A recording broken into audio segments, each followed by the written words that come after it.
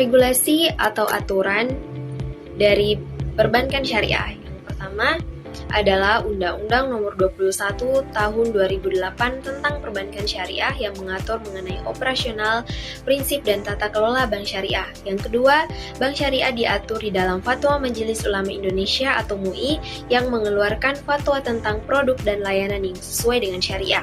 Adapun prinsip dasar dari bank syariah, yang pertama adalah larangan untuk riba. Jadi di dalam perbankan syariah tidak diperbolehkan mengenakan bunga. Yang kedua adalah transaksi yang halal, hanya melakukan transaksi pada sektor yang halal. Yang ketiga adalah mudharabah atau musyarakah. Jadi perbankan syariah itu mempunyai model pembiayaan berbasis bagi hasil.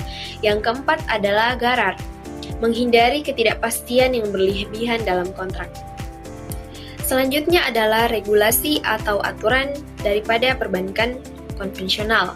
Landasan hukum perbankan konvensional yang pertama adalah Undang-Undang Nomor 10 Tahun 1998 tentang perbankan yang mengatur tentang perbankan secara umum termasuk bank umum dan bank perkreditan rakyat. Yang kedua adalah Regulasi Bank Indonesia dan OJK yang mengawasi dan mengatur operasional bank konvensional. Adapun prinsip dasar perbankan konvensional terdiri dari 3 prinsip dasar. Yang pertama adalah suku bunga. Bank konvensional menggunakan sistem bunga dalam pembiayaan dan simpanan. Yang kedua adalah prinsip komersial, fokus pada profitabilitas tanpa batasan pada jenis transaksi. Yang ketiga, mengenai resiko. Jadi bank konvensional lebih fleksibel dalam mengambil resiko yang berkaitan dengan investasi dan pinjaman.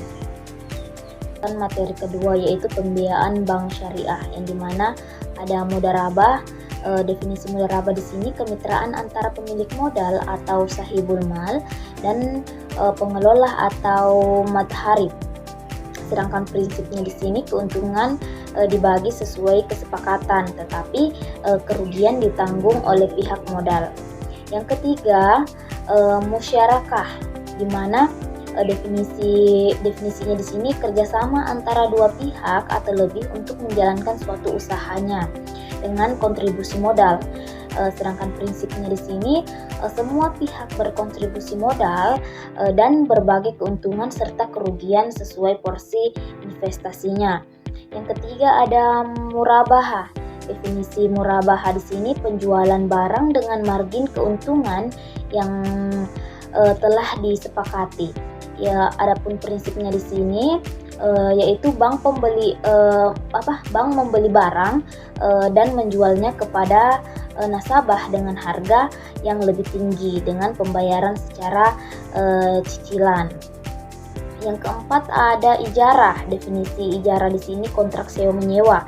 Sedangkan prinsipnya di sini bank memberikan hak guna atas suatu aset kepada nasabah dengan imbalan sewa. Yang terakhir ada istisna, di mana definisinya ini pembiayaan untuk produksi barang yang akan diserahkan di masa depan.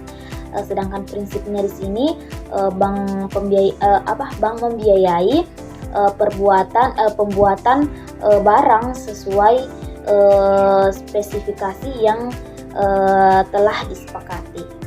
Baik, itulah saja. Di materi ketiga yaitu pembiayaan dan konvensional. Yang pertama, pinjaman atau kredit. Definisi pemberian uang kepada nasabah yang wajib dikembalikan beserta bunga. Prinsip nasabah menerima sejumlah dana dan harus membayar kembali bunga sesuai jangka waktu yang disepakati. 2. Modal kredit modal kerja. Ya.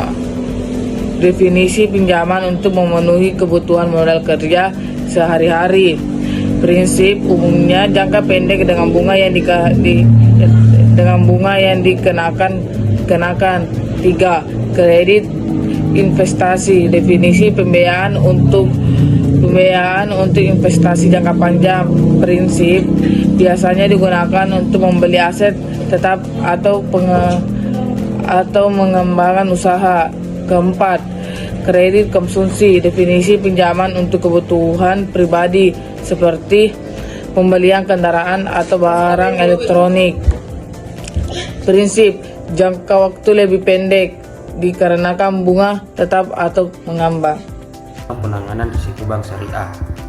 Penanganan risiko bank syariah itu: 1. Diversifikasi pembiayaan, mengurangi risiko dalam diversifikasi jenis pembiayaan, mudarabah, musyarakah, murabadah, dan sektor usaha. 2. Dewan Pengawas Syariah (DPS) memastikan bahwa semua produk dan transaksi sesuai dengan prinsip syariah sehingga mengurangi risiko hukum dan reputasi. 3. Analisis kelayakan proyek, melakukan due diligence yang ketat terhadap proyek dan yang akan dibiayai, memastikan potensi keuntungan dan risiko dapat dikelola. 4. Cadangan risiko, membangun cadangan untuk menghadapi kemungkinan kerugian yang disebabkan oleh pembiayaan yang bermasalah. 5. Sistem pengawasan internal, memiliki kontrol internal yang kuat untuk memantau risiko operasional dan kepatuhan terhadap regulasi syariah. Saya akan menjelaskan penanganan risiko bank konvensional. Yang pertama, manajemen risiko kredit.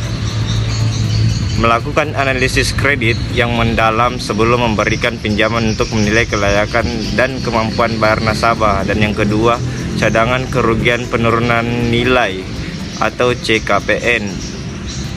Mempersiapkan cadangan untuk menanggulangi kerugian dari pinjaman yang tidak terbayar. Yang ketiga, diversifikasi portofolio. Mengurangi risiko dengan memiliki beragam produk pinjaman dan investasi di berbagai sektor ekonomi. Yang keempat, asuransi kredit. Menggunakan asuransi untuk melindungi dari kerugian yang disebabkan oleh debitur yang tidak mampu bayar. Yang kelima, pengawasan internal dan audit. Melakukan audit secara berkala untuk memastikan semua praktik operasional berjalan sesuai prosedur dan regulasi.